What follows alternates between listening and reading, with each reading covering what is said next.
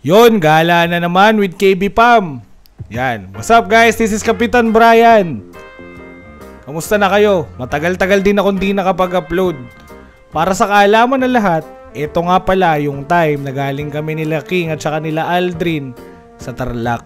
Natapos na yung 40 days at pinasama naman ako nung gabi ni Daddy para makapag-unwind ako. Tsaka maraming salamat nga pala sa Daddy ko.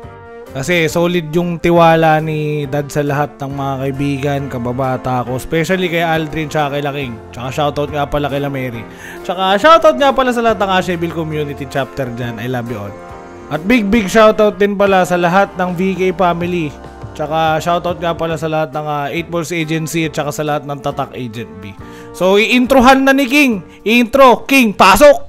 So yun guys, on the way kami ngayon sa Santa Ines Tanay sa Kinabuan Falls. Kasama ko Roko Brado. Sama mga tropa, yeah. Nasa top. Nasa top. Load.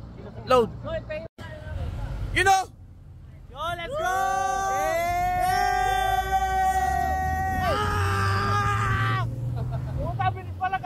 Wala. Para sa kaalaman na lahat, nasa taas kami ng jeep. Siyempre, kinakabahan din ako. Ngayon lang ulit ako sumakay sa taas ng jeep. Ngingiti-ngiti at nakikipagkwentuhan ako pero kinakabahan ako. Yung mga kasama ko sanay na eh. Maya-maya pa, nakipagpalit ng pwesto yung iba sa mga kababaihan. Para siyempre, matry din nila yung view. Tsaka matry din nila yung lamig. At saka isa pa, solid yung biyahe namin kasi may mga sanga ng puno na nadadaanan, may ilog, tapos may mga taas-baba na mga daanan at kung ano-ano ba. So makikita nyo dyan maya-maya, nagsisigawan kami. At kitang-kita nyo naman ako, kabit na kabit ako. Siyempre, safetyness. So next video tayo.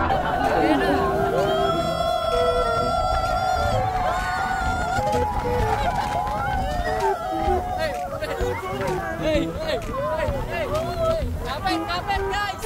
Kapit!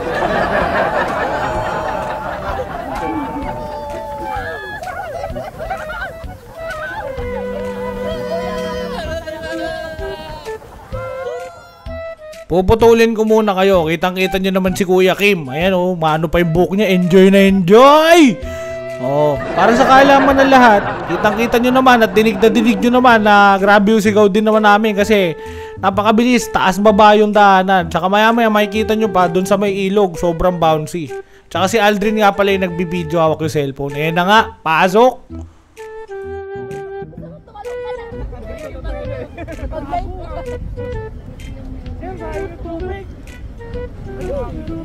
Ito ba yun sa unang-una?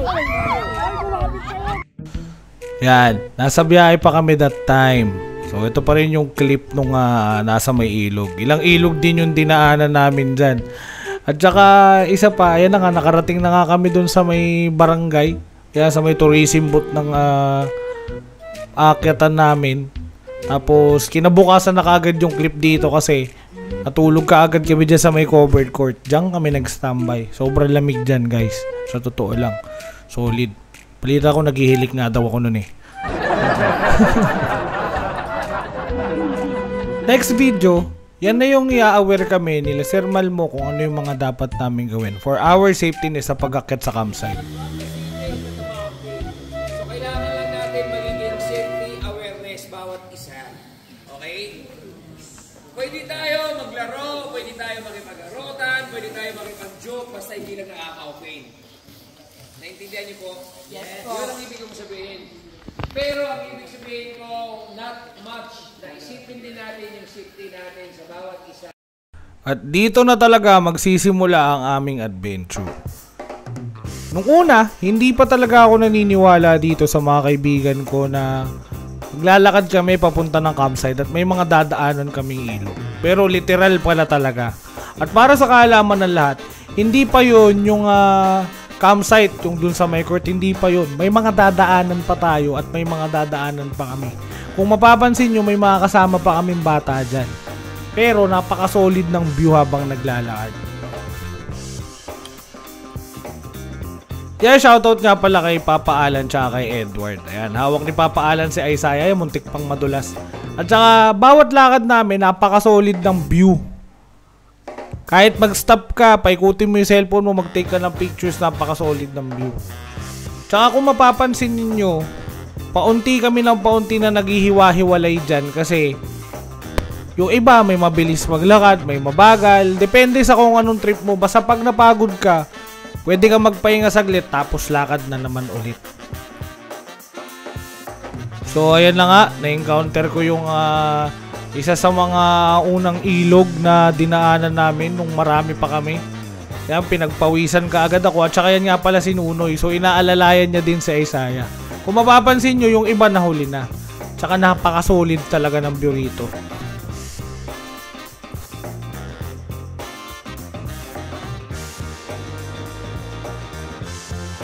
Lahat ng madadaanan namin may ilog talaga. Actually, 9 na ilog nga daw yung dadaanan namin, sabi nila. Hindi ko na na-videoan yung iba kasi tinake ko dun sa mga napaka-solid na view, lalo na to sa may basketball court.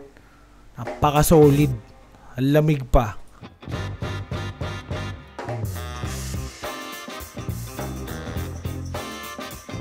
Etong lugar na to, akala mo nasa New Zealand ka. Pero wala, nasa Pilipinas ka lang. Alam nyo, kung mahilig kayo mag-camping, kung gusto nyo isama yung kapamilya ninyo or mga kaibigan ninyo kagaya namin, mga jowa ninyo, pwede kayo rito.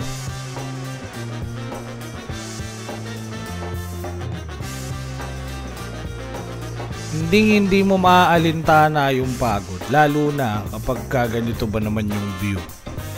Solid.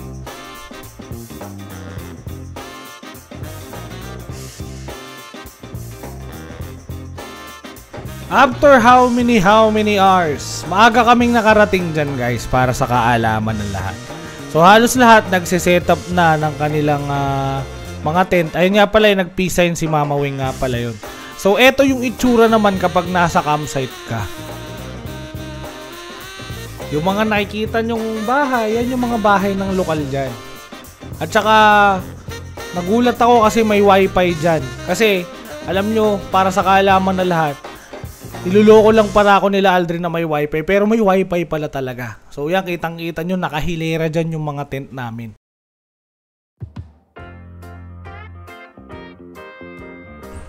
Pagkatapos mag-setup ng lahat at pagkatapos naming kumain, hindi ko na nabidyohan. Yan, tamang pagpupulong muna. Tapos maya-maya nakaisip sila na umakyat sila dun sa isa sa mga ilog ng lugar na ito. So, kitang-kita nyo naman, nagpapahinga kami. Tapos, nagigitara si Kuya Kim, tamang sound trip. Tapos ito na nga, pumunta na kami dun sa ilog. Alam nyo ba guys, napaka-solid ng ilog na yun kung titingnan ninyo.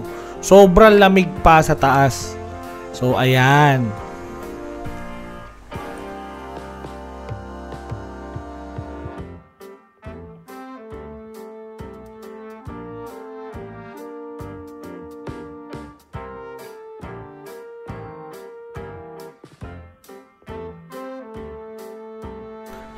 Pagkatapos namin umakyat sa ilog at eto na nga, nagbanding-banding kami. Video captured by Aldrin yan. Napaka-solid ng time-lapse niya. So hanggang sa hinihintay naming sumapit ang gabi, hindi na nga kami nakapag-bonfire dyan kasi hindi lang kami yung mga tao na nandito. Marami ring nag-camp.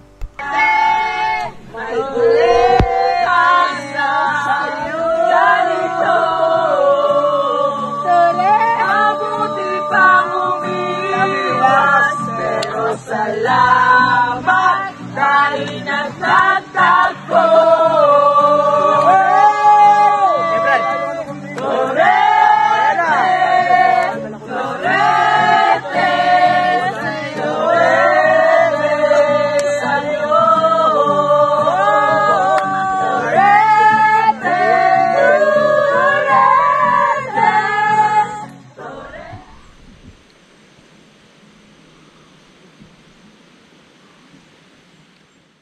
So, hindi na ako nakapag-video nung gabi. Kasi unang-una sa lahat, gusto ko ma-enjoy na kasama tong mga tropa ko. Gusto ko ma-enjoy yung ambience.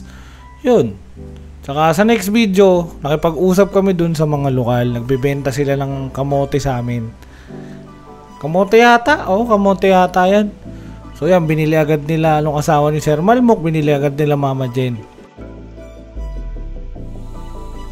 So yun na nga, nagkayaan na naman na maglakad-lakad at pumunta dun sa sinasabi nilang falls na malapit dun sa sinasabi nilang hidden falls. At saka kung makikita nyo, partner na naman sila. Eh siyempre sanay na tayo mag-isa, kaya maglalakad ako mag-isa. At saka para sa kaalaman na lahat, uuwi na nga pala kami nito that time. Kaya umakyat muna kami para maligo.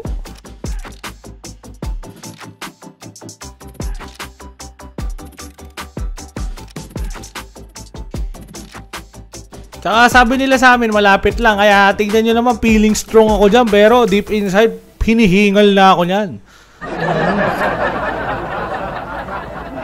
Bakit na lang kami? Yung packet na parang hagdan na madamo, namin tumuloy. Kasi iba kasi naiwan eh. Ayun naman dito oh. Hindi na kaya yung train.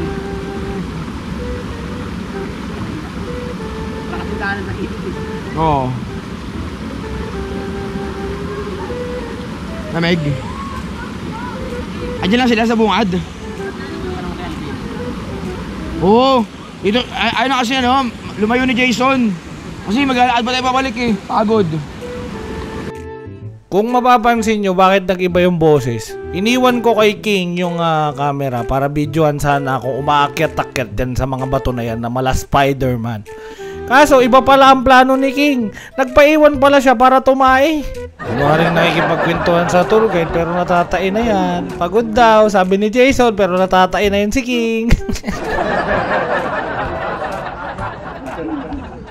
Ito yung video namin dun sa taas, dun sa may hidden falls. Hindi na ako nakapag-video kasi nandun yung camera ko kay King.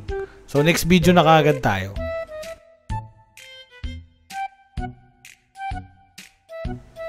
At saka ito na nga. Nandito kami dun sa pinag-iwanan namin kay King kanina. Ayun si King yung nakaubad, yung parang matapang dun. Ayun oo.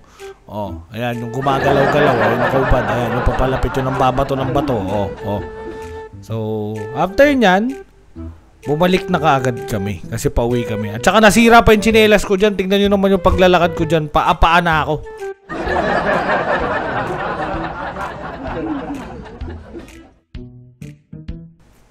At nakapagbaklas na nga ang lahat.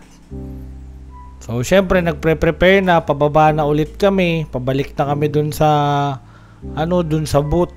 Sa Tanay, naghuhugas si Nunoy at saka si Unlay. Si Nunoy yung nakakap, si Unlay yung isa.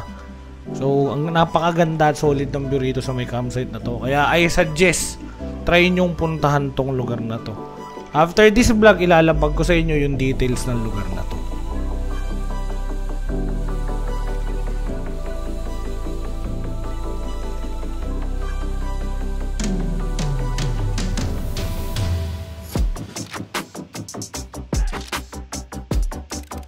So yun na nga, pababa na kami, paalis na kami dyan sa campsite. 3 PM yata or 4 PM pero sobrang init pa dyan.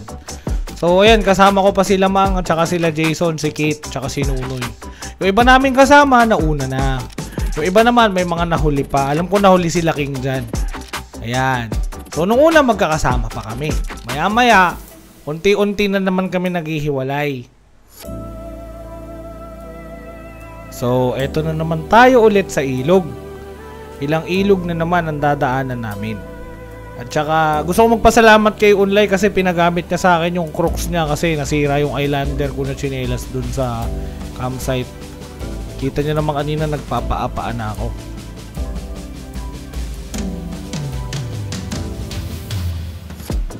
So ang kasabayan ko dyan, si Nunoy na. Dapat ang kasabayan ko si Edward kaso sobrang bilis talaga maglakad ni Edward nung time na yan.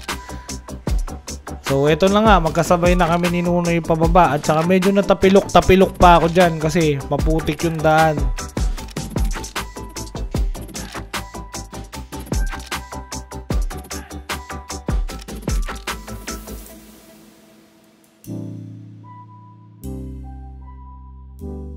At another ilog na naman.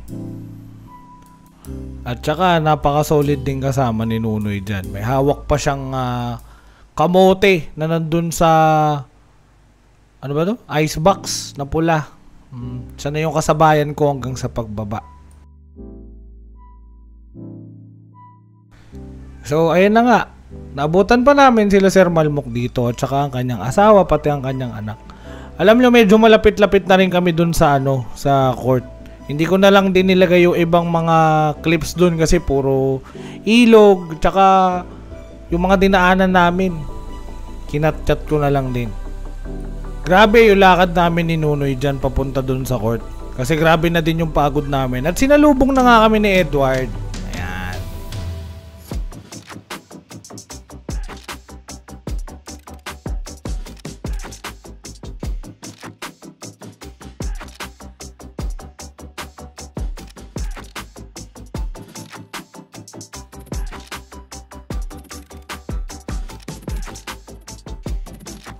So bumalik na kami dito sa may tourism booth sa loob ng napakahaba naming paglalakad pabalik ulit. Na-enjoy naman namin lahat. At saka ang lakas ni Betong tsaka ni Aldrin kasi umakyat sila ng Mount Irid. Tsaka maraming salamat po sa lahat ng mga lokal at saka ng mga tour guide dito sa pinuntahan naming lugar na ito. Maraming salamat po. So ayun na nga. Para sa mga kasama ko nung camping, may mga photos at videos ako hindi na nailagay sa vlog natin. Kasi kung ilagay ko man yun, naabutin tayo ng humigit kumulang 1 oras mahigit. Pero isa lang masasabi ko. Solid. Maraming salamat sa lahat ng KB Pam, sa lahat ng kababata ko na kasama ko dito sa camping na ito. Maraming salamat sa inyo. Especially kay Aldrin tsaka kay King na sinabi yung or pinagpaalam mo kay Daddy para lang makasama ako dito. Maraming salamat sa inyo. Tsaka lagi ninyong tatandaan sa lahat ng subscribers, sa mga taong sumusuporta sa akin, kamag-anak, kapamilya. Na-enjoyin natin yung bawat minuto, oras, taon, panahon na kasama natin yung mga taong nag-guide sa atin parati, especially pamilya natin o kaibigan, kakilala man. Kasama natin nung mga 0 days tayo. Pahalagahan natin yun at lagi tayo magpapasalamat sa Diyos sa lahat ng blessings na dumarating sa atin. So this is Kapitan Brian. Maraming salamat sa inyo. Like, share, and subscribe. Ciao! God bless!